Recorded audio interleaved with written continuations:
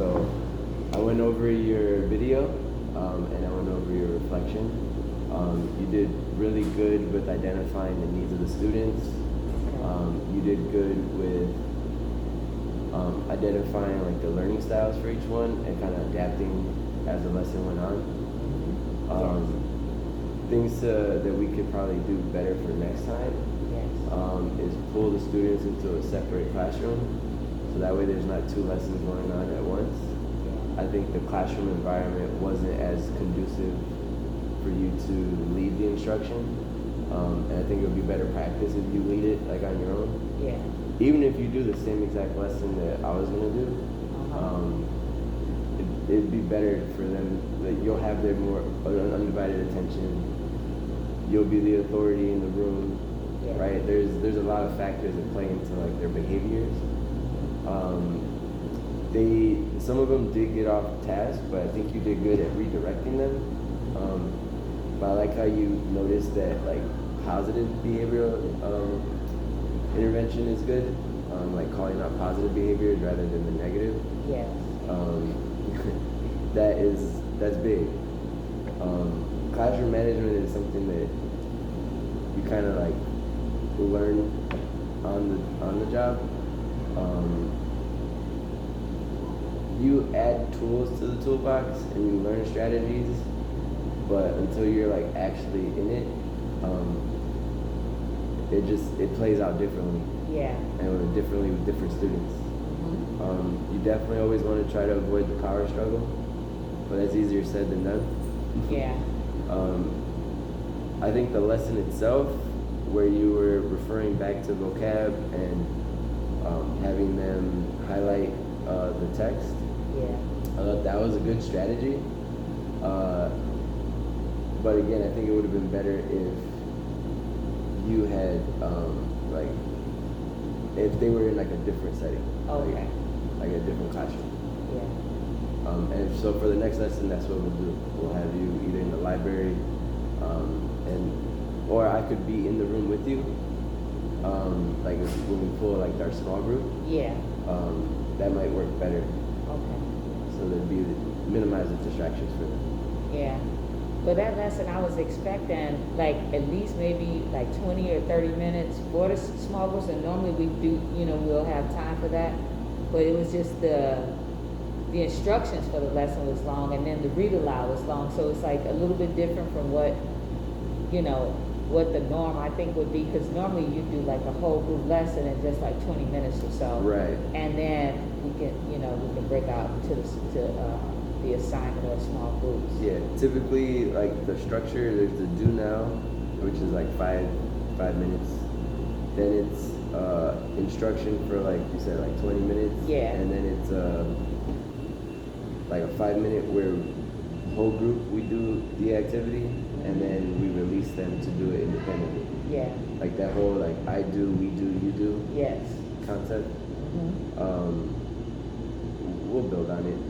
And again, I know this isn't part of that lesson, but like yesterday, sometimes you have to adapt, right? Yeah. Sometimes you're gonna throw the lesson out the window, right? Like if they're not into it, or if they're not engaged, then you're just gonna be pulling teeth the whole time, right? Yes. And that's also why I didn't want to go into. So this is more of just like an introductory to argumentative writing, because we're going to write an argumentative essay based on like stories and theory. Yes.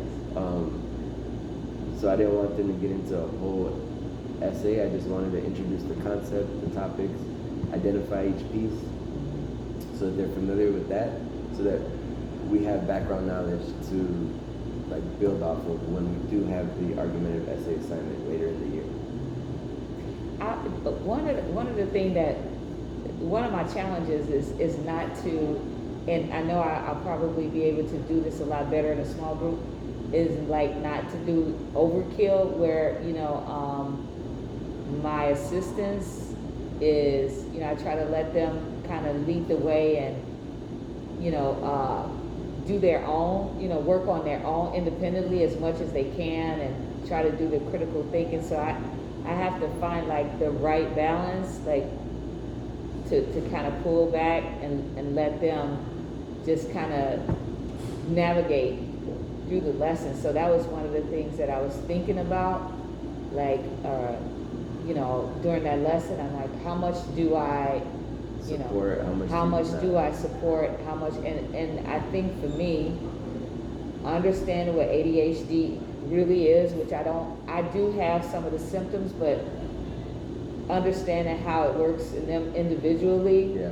I did kind of notice that with one of the students that he doesn't need as much support, and then the other one he doesn't need as many breaks and things like that. So those are just some small things I picked up on, but I wanted to make sure that I wasn't, you know, doing too much, giving too much support, and not allowing them the freedom to, you know, think on their own. Yeah.